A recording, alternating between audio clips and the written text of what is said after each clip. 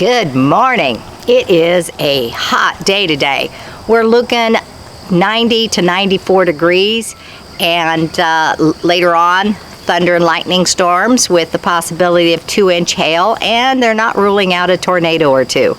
So we're going to be saying some prayers. One of the problems we've been having a lot of on the property is flat tires. Flat tires on lawnmowers, on wheelbarrows, on pretty much anything. So far, knock on wood, we haven't had any flat tires on our cars, but I'm going to solve that problem today. I don't know if you remember the video I did on the lawn tractor, but I put solid front tires on it. Well, I'm putting a solid tire on this as well today, so we don't have to worry about flats anymore. We go places with the wheelbarrow that we don't go with our cars. Same with the tractor, so that may be why we haven't had flat tires on our cars. So I ordered a solid front tire from Amazon. Let's put it on.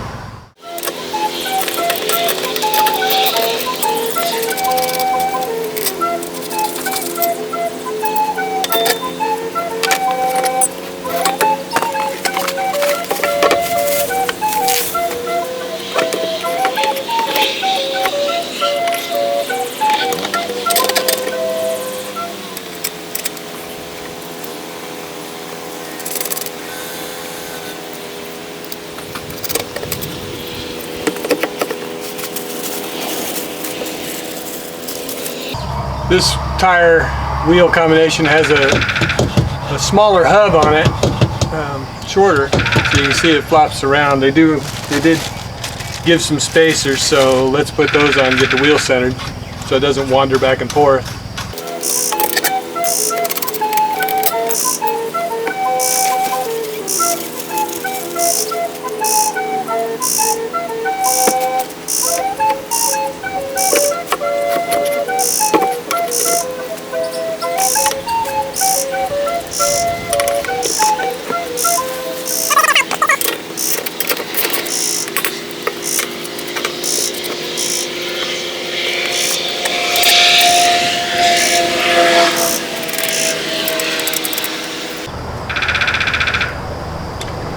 That noise you hear in the background is our friendly neighborhood woodpecker doing his morning woodpecking.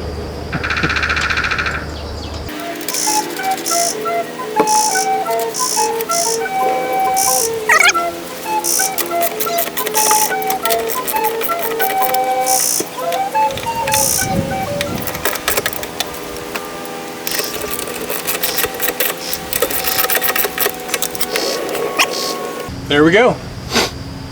This one did come with a greasable hub, which is nice. I'm going to have to get a new grease gun. I've got a lot of things that need grease around here. Tractor, lawnmower, wheelbarrow, pretty much anything with wheels. So that's that. Before we get too much into today, we have already contracted to have a tornado shelter brought in.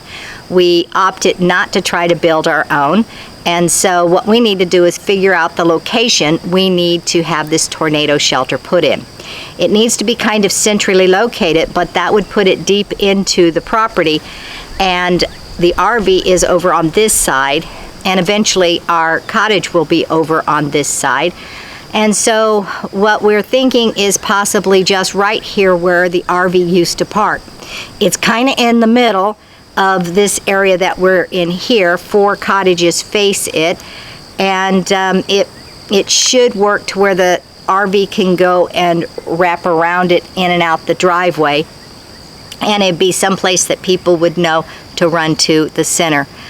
But what we want to do is measure and see exactly where we want to put it, because it's going to be big. It's like 6 by 8, 7 by 10. It's even bigger than that. So 7 by 10. So we need to make sure it won't be in the way. At the same time, Monday morning they're going to tell us exactly when they're going to come and excavate for it. So anyway, that's what we're going to do before we get too much into it.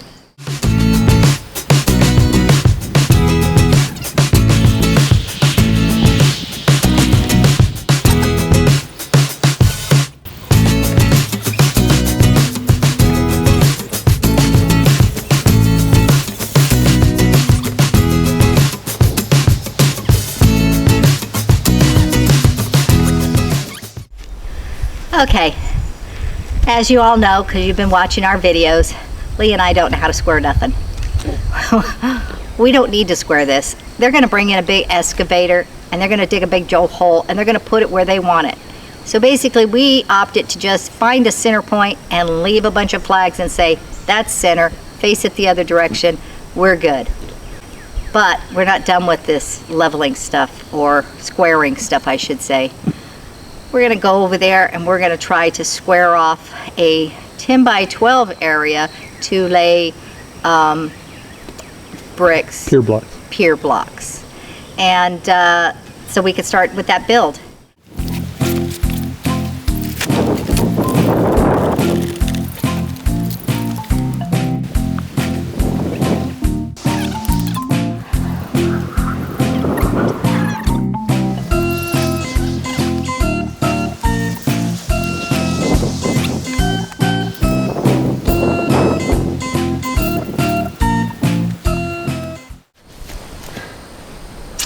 Okay, that's our 10 by 12 foundation markings.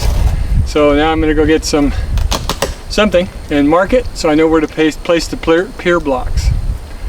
And there's only 2 that have to be an exact specification apart because of the way the floor is built. You'll see that in a later video when we're building the floor.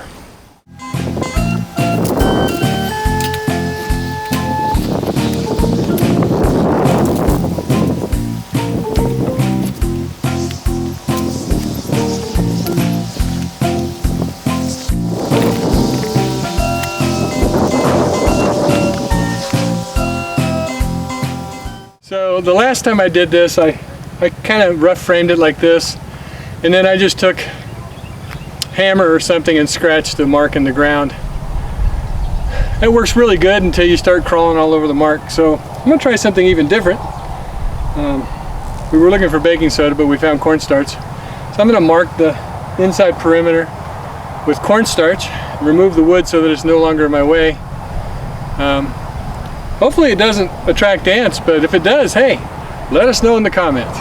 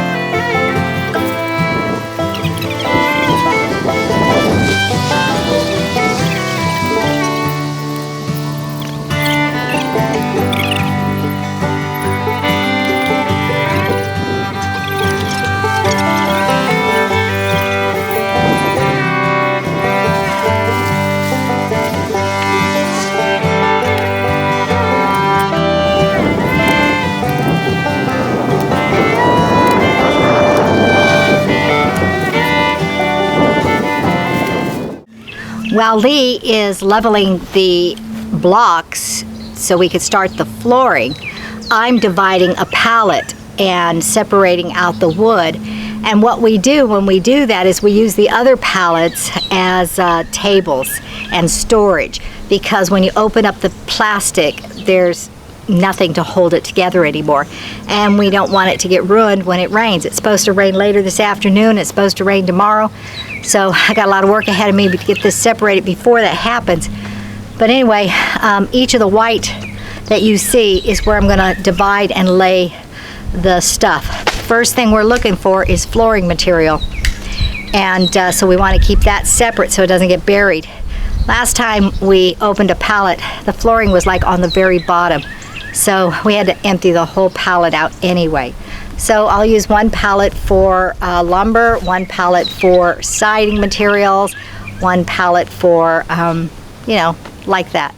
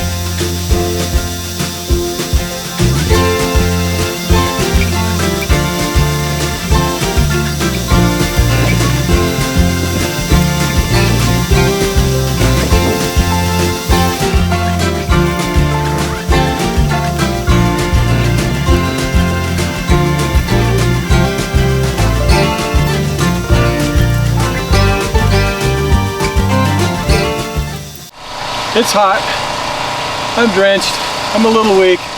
I'm gonna have to take a little break and come back. All right, so back to work. I did notice that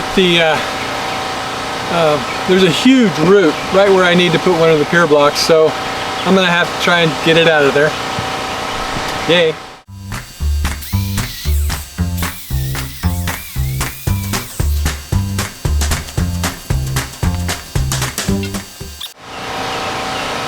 That's the root of my problem.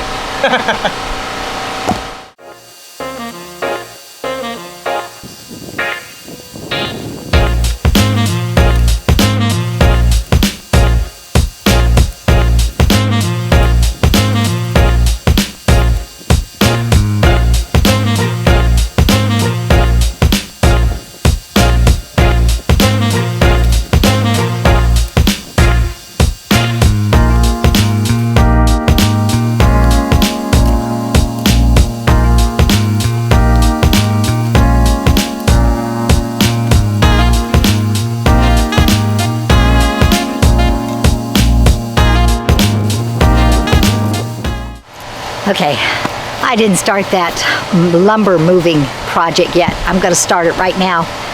I've been working in the storage unit trying to make room, trying to open up boxes and thin it down, put some stuff in some of those plastic tubs that were in boxes because the boxes have been stored for so long, they're starting to crush. was able to get some things out that I need now, and some things I'm going to take to my daughter's house. And anyway, that's what I've been doing in this heat of the day. I'm going to move over now to the lumber while Lee's finishing up the leveling.